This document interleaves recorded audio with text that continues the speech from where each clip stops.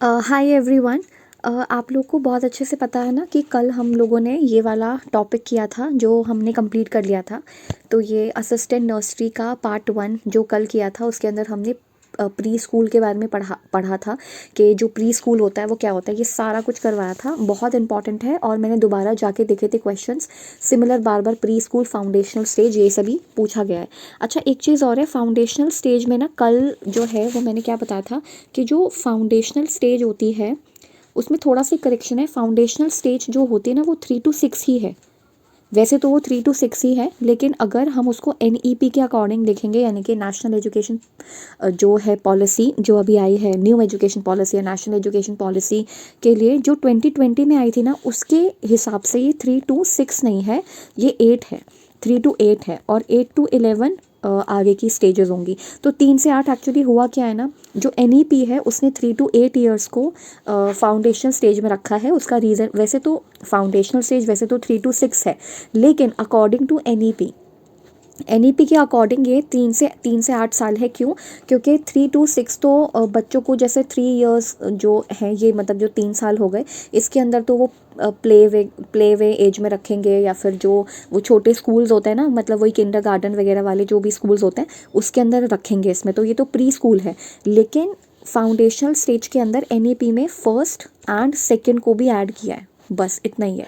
First and second को भी इसके अंदर ऐड किया है, फर्स्ट एंड सेकंड क्लास को ऐड किया है। दैट मीन्स कि फाउंडेशनल स्टेज में ये 3 साल तो है ही, ये 3 to 6 मतलब ये 3 ईयर्स तो है ही, साथ में ये 2 ईयर्स और है। इसलिए ना ये बनता है टोटल, कितना बनता है, एक मिनट, इसलिए टोटल 5, हाँ, इसलिए ये टोटल बनता है 5 + 3 + 3 + 4। ये रीज़न है, क्योंकि ये 5 का मतलब क्या है, 3 to 6, ये +2। दैट मीन्स कि 3 से 6 साल तक जो प्री स्कूल है वो है, एंड जो ये +2 लिखा है ना, ये इसमें से एक फर्स्ट क्लास है और एक सेकंड क्लास है, इसलिए है। और ये बाकी जो है ये 3rd 4th 5th वाली हो जाएंगी, एंड ये 5th के बाद 6th 7th 8th वाली हो जाएंगी, और उसके बाद ये 4th में क्या है, 9th 10th 11th 12th। तो ये न्यू एजुकेशन पॉलिसी के हिसाब से है। तो फाउंडेशनल स्टेज में, मतलब जैसे मुझे पूछा था, तो फाउंडेशनल स्टेज में जब पूछा था तो कहा था कि ये इतने से लेकर के इतने तक है। हाँ बिल्कुल, ये 3 से लेकर के 8 तक है, लेकिन वो उसके अकॉर्डिंग है, NEP के अकॉर्डिंग है। तो बस इतना सा ही था इसके अंदर, एक ये छोटा सा करेक्शन था। बेसिकली करेक्शन भी नहीं है ये, पर इसी तरीके, मतलब कोई करेक्शन भी नहीं है ये। फाउंडेशनल स्टेज वही 3 से 6 ही है, पर NEP के अकॉर्डिंग अगर हम देखें तो वो 3 से 8 है, बस और कुछ नहीं है इसके अंदर। ठीक है, बाकी कल ये जेंडर वाले जितने भी थे हो गए थे, ये इंपॉर्टेंट है। ये मारिया मॉन्टेसरी, फ्रॉबल, जॉन डुई, ये जब NTT में करवाए थे ना, तो उसके कोई नोट्स वगैरह होंगे या कुछ बुक्स होंगी ना, तो एक बार निकाल के ज़रूर देखना कि Maria Montessori, Froebel and John Dewey, इन तीनों के बारे में क्या क्या लिखा है। फाउंडेशनल स्टेज वैसे तो 3 to 6 है, लेकिन अगर उसके अकॉर्डिंग देखेंगे, NEP के अकॉर्डिंग देखेंगे, तो वो 3 to 8 है, जो मैंने अभी बताया। बस इतना सा करेक्शन था।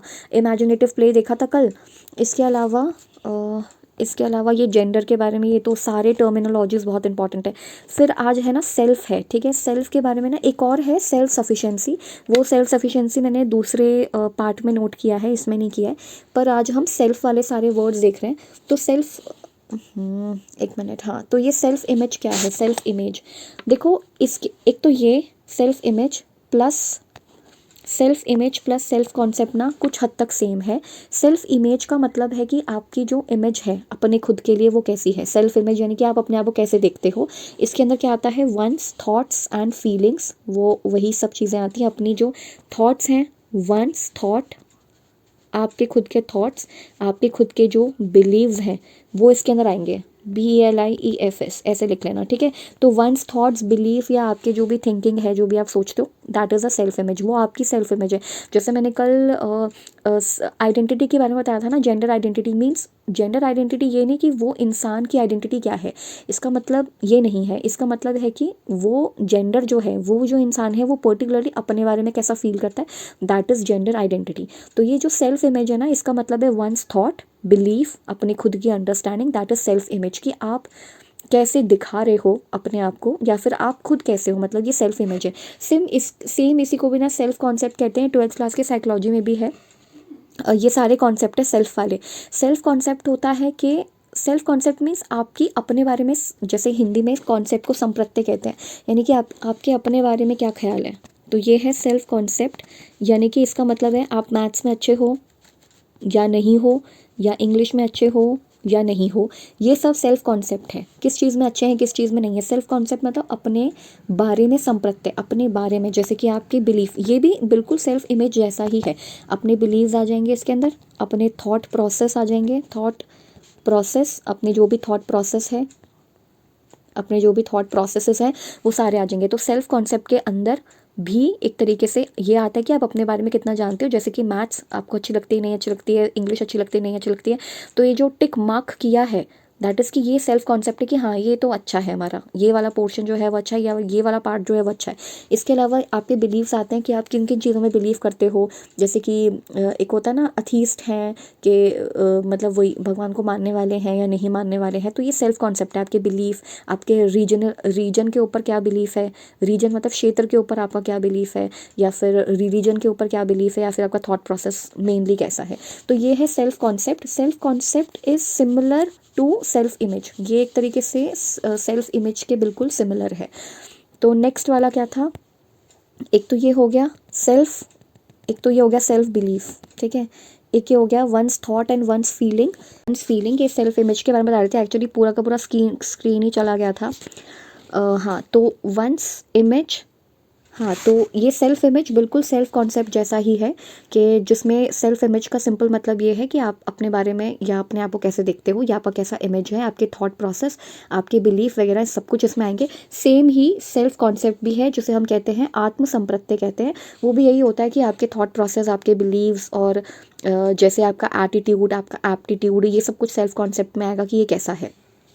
फिर आता है एक्चुअलाइजेशन, ये ना मैस्लो में पढ़ा होगा। मैस्लो के जो नीड वो है ना हायरार्की थ्योरी, जो उसके बारे में बात करता है कि हमारी जो नीड्स हैं वो कैसे कैसे आगे बढ़ती जाती हैं। पहले तो उसमें 7 स्टेप्स होते थे, लेकिन आज के जो हम जिसको आज वाले उसको जो इंपॉर्टेंस देते हैं उसमें तो 5 स्टेप्स ही हैं। तो उसमें सबसे ऊपर वाला जो स्टेप होता है that is self actualization. Self actualization का मतलब होता है अपने हाईएस्ट पोटेंशियल, जो भी आपका हाईएस्ट पोटेंशियल है उस तक पहुंचना, दैट इज सेल्फ एक्चुअलाइजेशन। कि आपने अपने सारी जितनी भी चीज़ें हैं वो फुलफिलिंग करी है। एक सेकेंड में यहाँ पे लिख देती हूँ। तो एक है ये सेल्फ एक्चुअलाइजेशन, एक तो सेल्फ इमेज है, एक है self image. Self image normal है, बिल्कुल self image and self concept एक जैसा ही है। जैसे कि अपने बारे में जो भी संप्रत्यय आपको बनाने वह बना सकते हो। जैसे कि आपका एटीट्यूड क्या है, ठीक है, आपका एटीट्यूड कैसा है। एप्टीट्यूड भी इसके अंदर आ जाता है कि आप किस चीज़ में अच्छे हो, किस चीज़ में अच्छे नहीं हो। तो एटीट्यूड भी आता है, एप्टीट्यूड भी आता है, एंड बिलीफ भी आते हैं, बिलीफ भी आते हैं। थॉट जो प्रोसेस है, थॉट प्रोसेस कैसा है वो सब भी आता है। तो इसको नोट करना है कि self image and self concept कुछ कुछ हद तक सेम है, ठीक है। फिर आता है हमारे पास एक और concept that is self actualization, ये इंपॉर्टेंट है। अब ये क्या है सेल्फ एक्चुअलाइजेशन।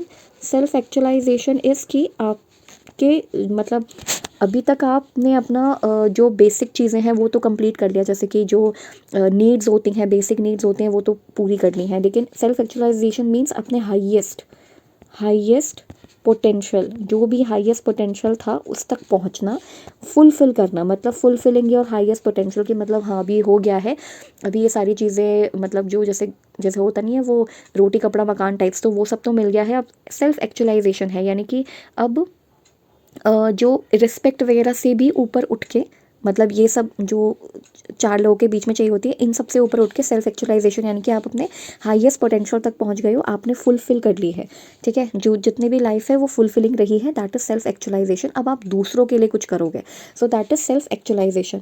तो फिर आता है next self identity. Self identity मतलब आपकी जो आइडेंटिटी है, ये कुछ हद तक सिमिलर से वर्ड्स हैं, बार बार क्वेश्चंस एंड ऑप्शंस दोनों में आएंगे। तो सेल्फ इमेज हो गया, सेल्फ एक्चुअलाइजेशन हो गया, सेल्फ आइडेंटिटी की आपकी आइडेंटिटी क्या है, वही है आपकी आइडेंटिटी। जैसे कि आपके जो एटीट्यूड्स हैं, आपका जो बिलीफ है, आपका जो थॉट प्रोसेस है, वही आपकी आइडेंटिटी बन जाती है कि आप किस तरीके के इंसान हैं। जैसे पंचुअलिटी है, ठीक है, टाइम से हर जगह पहुंचेंगे तो वही आइडेंटिटी बनेगी कि हाँ टाइम से हर जगह पहुंचता है, दैट इज़ वैल्यू देता है चीज़ों को, जो आपके एक्चुअल डिसिप्लिन होते हैं उनको वैल्यू देता है, दैट इज़ सेल्फ आइडेंटिटी। तो फिर आपकी आइडेंटिटी इस्टेब्लिश होगी, दैट इज़ सेल्फ आइडेंटिटी। के आपके आइडेंटिटी कैसी, आपका थॉट कैसा है, आपकी आइडेंटिटी मतलब जैसे एग्रेसिव नेचर है या फिर रूड नेचर है, कैसा नेचर है, काइंड है या नहीं है, तो ये सारा कुछ सेल्फ आइडेंटिटी में आता है। तो self image, self identity, self concept कुछ हद तक सेम है, ठीक है। इसमें भी अपने थॉट, बिलीफ, प्रोसेसेस, ये सारी चीज़ें आएंगी। फिर आता है सेल्फ अवेयरनेस। अच्छा, सेल्फ अवेयरनेस में आइडेंटिफिकेशन इंपॉर्टेंट है, आइडेंटिफिकेशन इंपॉर्टेंट है। अब ये क्या है सेल्फ अवेयरनेस? सेल्फ अवेयरनेस का सिंपल मतलब होता है अपने बारे में जानना। ये कुछ हद तक सिमिलर वर्ड्स दिखेंगे, ठीक है। सेल्फ अवेयरनेस, अवेयरनेस का मतलब होता है अपने बारे में जानना, कि आप अपने बारे में अवेयर हो या नहीं हो, दैट इज सेल्फ अवेयरनेस, ठीक है। जिसके अंदर आप आइडेंटिफाई करोगे, इसमें इसलिए यहाँ पे लिखा है आइडेंटिफिकेशन। आइडेंटिफिकेशन यानी कि आइडेंटिफाई करना अपने बारे में आप कितना जानते हो, ठीक है। जैसे कि आपके थॉट्स किन चीज़ों पर कैसे होंगे, आप किस सिचुएशन में कैसा बिहेव करोगे, यानी कि एक स्टिमुलस को देख के, जो भी स्टिमुलस होता है, आसपास बहुत सारे स्टिमुलस होते हैं, हर स्टिमुलस को देख के आपका जो रिस्पॉन्स होगा वो कैसा होगा, दैट इज सेल्फ अवेयरनेस। तो अपने बारे में जानना इस सेल्फ अवेयरनेस, कि आपको अपने बारे में पता भी है या नहीं पता है, यही सेल्फ अवेयरनेस है।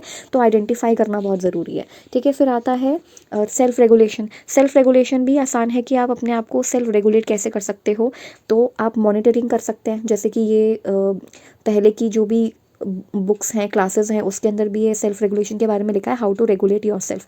दैट मीन्स अपने आप को डिसिप्लिन कैसे ला सकते हैं, अपने अंदर डिसिप्लिन कैसे ला सकते हैं, कैसे सेल्फ रेगुलेट कर सकते हैं। तो अपने आप को मॉनिटर करके कर सकते हैं। मॉनिटर का मतलब है अपने आप को देखते रहना कि आप किन एक्टिविटीज़ में कैसा कर रहे हो, दैट इज़ मॉनिटरिंग। तो सबसे पहले मॉनिटरिंग करना ज़रूरी है। कैपेसिटी टू चेंज, अगर सिचुएशन चेंज हो रही है या बाहर की कंडीशंस चेंज हो रही है, तो अडेप्टिबिलिटी उतनी होनी चाहिए कि आप अपने आप को चेंज कर पाओ। तो कैपेसिटी होनी चाहिए अपने आप को मॉडिफाई करने की या चेंज करने की, according to the growing needs या according to the growing demands.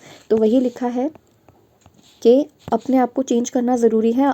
इसी को हम अडेप्टेबिलिटी कहते हैं, ठीक है। एक सेकेंड, हाँ, तो इसको है सेल्फ क्या है, कंट्रोल, ठीक है। सेल्फ कंट्रोल कैसे करना है, सबसे पहले तो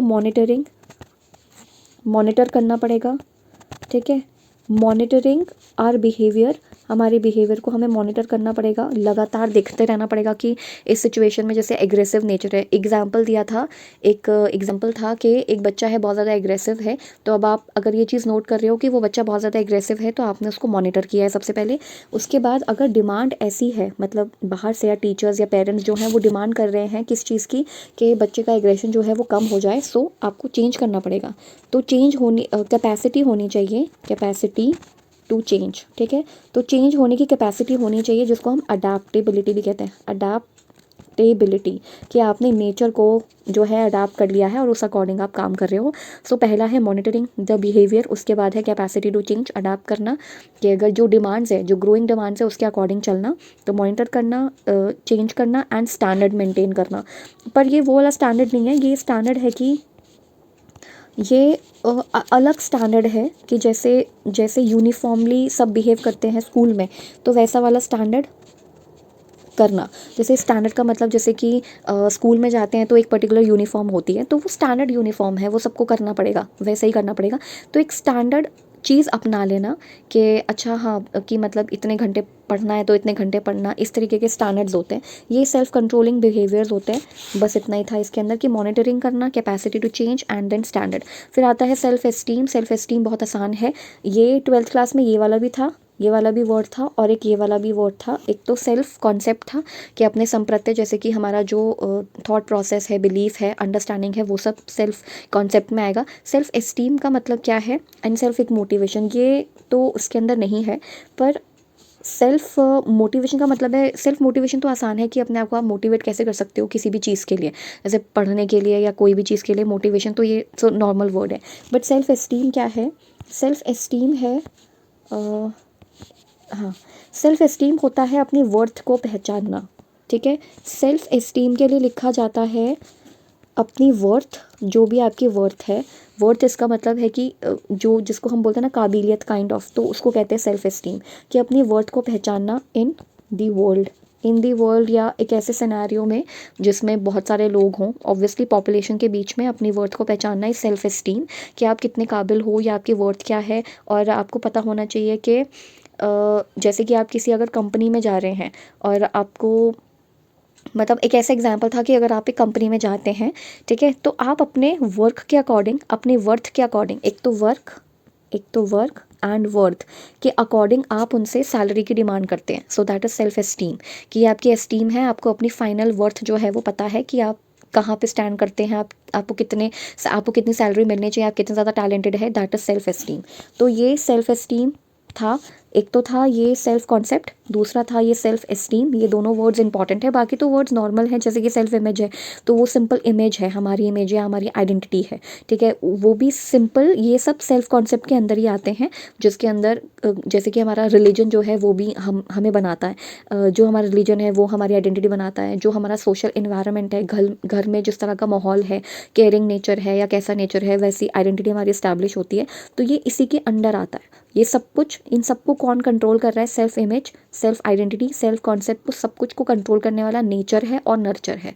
नेचर एंड नर्चर डिबेट तो हमने पहले भी पढ़ा हुआ है कि नेचर होता है कि आपकी हेरिडिटी, एक तो उसका भी असर आप पे पड़ता है, ठीक है, और दूसरा होता है आपका नर्चरिंग, जो भी आपका पालन पोषण जिसको हम कहते हैं, जिस एनवायरनमेंट में हैं आप, उसका असर भी इन सभी पे पड़ेगा।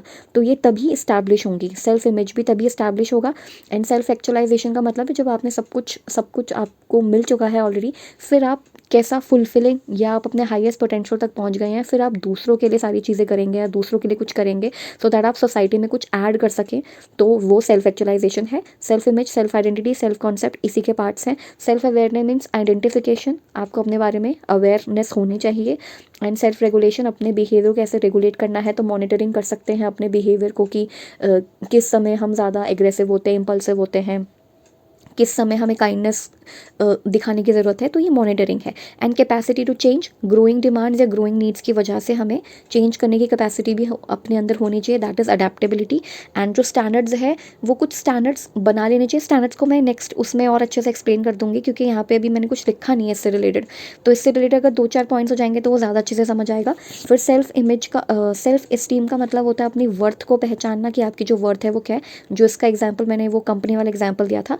देन सेल्फ मोटिवेशन मीन्स आपके अंदर के जो मोटिवेटिंग फैक्टर्स होते हैं, जो आपको स्टिमुलेट करते हैं टू डू समथिंग, ठीक है, उसको हम सेल्फ मोटिवेशन कहते हैं। तो बहुत सारे स्टिमुलस चाहिए होते हैं मोटिवेशन के लिए। मैंने बताया था कि शायद 2 चीज़ें होती हैं, अभी मतलब मैंने पिछले उसमें तो नहीं बताया था, बट मोटिवेशन में 2 चीज़ें होती हैं, external motivation, internal motivation. External means जो बाहर से आ रहा है, जैसे रिवॉर्ड, ठीक है, और रिस्पेक्ट मिलेगा, रिवॉर्ड मिलेगा, कोई अवार्ड मिलेगा, पैसे मिलेंगे, सैलरी मिलेंगे, तो आप अगर कोई काम कर रहे हो, that is external motivation. Internal motivation is जो अंदर से आता है, जैसे आई कैन डू दिस, ठीक है, ये मुझे करना है, अपने लिए करना है, that is internal motivation. Internal motivation is more long lasting than external motivation, क्योंकि इंटरनल मोटिवेशन हमेशा रहता है। एक्सटर्नल मोटिवेशन में एक अगर रिवॉर्ड अगर आपको मिल गया, मान लीजिए एक रिवॉर्ड अगर आपको मिल गया, तो फिर मतलब, या फिर एक रिवॉर्ड मिल गया या फिर कोई रैंक मिल गई, तो उसके बाद फिर आप शायद मोटिवेटेड ना रहें।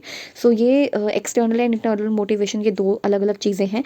देन आता है self efficacy. Self efficacy is related to efficiency.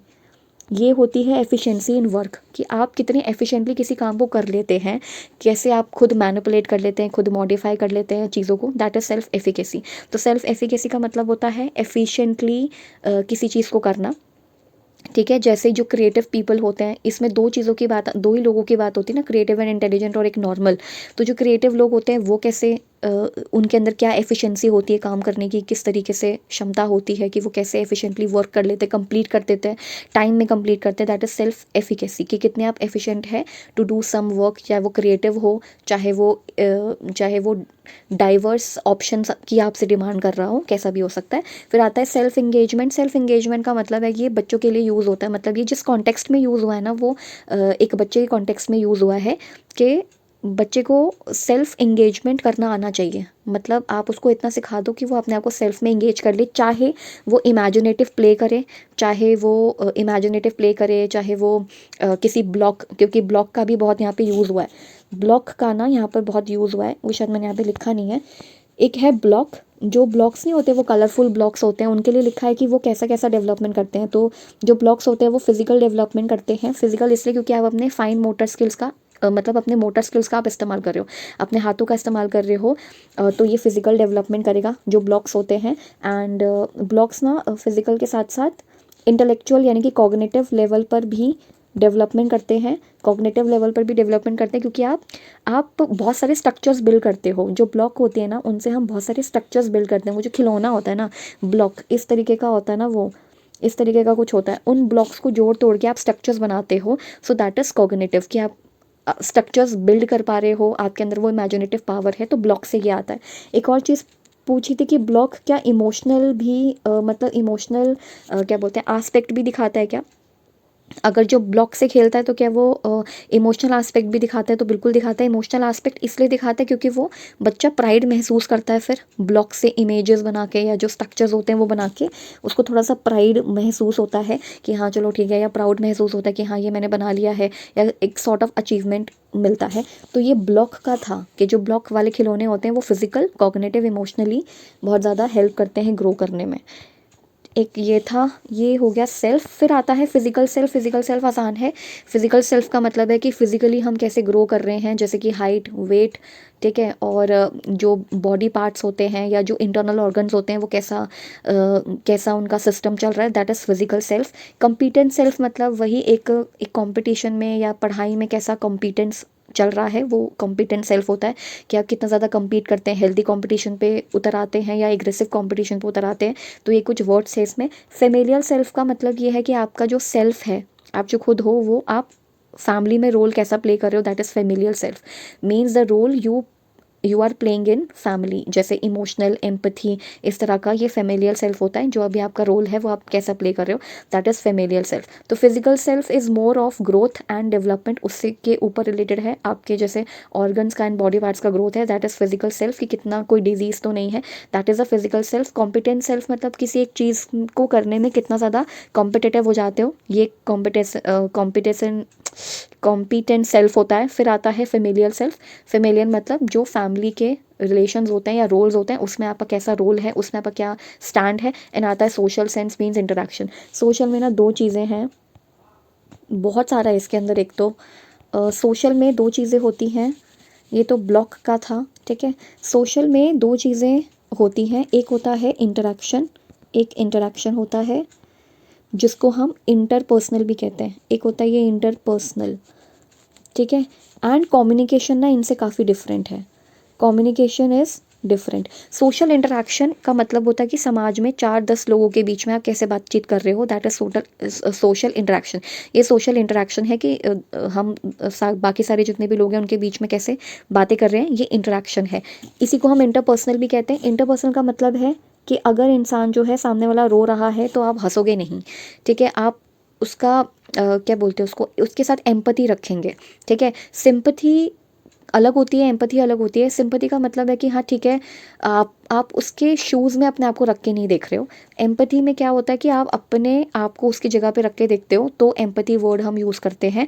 तो ये इंटरपर्सनल का पार्ट है। एक तो इंटरपर्सनल में इमोशन आता है, ठीक है, आप किसी से बात कर रहे हो इमोशनली, कोई दुखी है तो आप हंस नहीं रहे हो, ये आपके अंदर स्किल्स होने चाहिए, इसको हम इंटरपर्सनल स्किल्स कहते हैं। और इसके अंदर होती है एक एम्पैथी जो कि ज़रूरी है। सिंपैथी से ज़्यादा एम्पैथी ज़रूरी है। और एक वर्ड यूज़ होता है अपैथी, ये तो बहुत ही बेकार वर्ड है, इस पर नहीं जाना है, ठीक है, क्योंकि इसका मतलब होता है कोई फ़र्क नहीं पड़ रहा है किसी को क्या हो रहा है क्या नहीं हो रहा है, ये अपैथी है, इस पर नहीं जाना है। एम्पैथी रखनी है, वो ज़्यादा अच्छा है, मतलब वो ज़्यादा अच्छा वर्ड है, एम्पैथी ज़्यादा अच्छा वर्ड है। ये इंटरपर्सनल के स्किल्स होते हैं, ये भी एक तरीके का स्किल है जो कि 10 कोर स्किल्स के अंदर आता है। If I am not wrong, ये 10 कोर स्किल के अंदर आता है जिनको हम लाइफ स्किल्स भी कहते हैं। ये सारे के सारे लाइफ स्किल्स होते हैं, ठीक है। ये लाइफ स्किल्स हैं कि दूसरे से बात करना आना चाहिए, जिसको हम इंटरपर्सनल कहते हैं। और कम्युनिकेशन बहुत डिफरेंट है। अच्छा, सुनना भी एक्टिव लिसनिंग भी कम्युनिकेशन का पार्ट है, ये इंपॉर्टेंट था। बाकी मेरे ख्याल से इतना ही है अभी तो। ये सेल्फ वाले जितने भी वर्ड्स हैं ये इंपॉर्टेंट है। इसमें एक और जोड़ना है, दैट इज़ सेल्फ। एक और था सेल्फ सफिशेंसी। सेल्फ सफिशेंसी भी जोड़ना है कि सेल्फ सफिशेंट होना चाहिए सो दैट अपने ऊपर रिलाई किया जा सके, दूसरे के ऊपर डिपेंडेंट ना रहना पड़े, दैट इज़ सेल्फ सफिशेंसी। तो ये कुछ सेल्फ वाले वर्ड्स हैं जो इंपॉर्टेंट है। बाकी ये ना करिकुलम वाला बाद में ही देखेंगे। ये करिकुलम बहुत सारे होते हैं, वैसे तो मैंने बहुत कम लिखे हैं, जैसे हिडन, स्पाइरल एंड लीनियर, ये अलग अलग हैं। फिर लैंग्वेज डेवलपमेंट भी बहुत डिफरेंट होता है, इसमें तो बहुत कम लिखे हैं, जैसे vegetative sound, cooing, laughter, vocal play, ये सब बहुत कम लिखे हैं। इसके अलावा भी और स्टेजेस होती हैं लैंग्वेज डेवलपमेंट की, जैसे कि लैंग्वेज डेवलपमेंट में कूइंग है, बैबलिंग है, ठीक है, होलोफ्रैस्टिक स्टेज होती है, एक होता है टेलीग्राफिक स्पीच वाला स्टेज होता है, तो बहुत सारा है। फिर ये स्पेशल चिल्ड्रंस के बारे में ये नेक्स्ट क्लास में देखेंगे। ठीक है, तो आई थिंक ये काफ़ी है, ये सेल्फ वाला पढ़ना ज़रूरी है, बाकी ये जितना भी कराया ना ये पार्ट 1 है, ठीक है, और ये वाला पार्ट 2 है। That's it.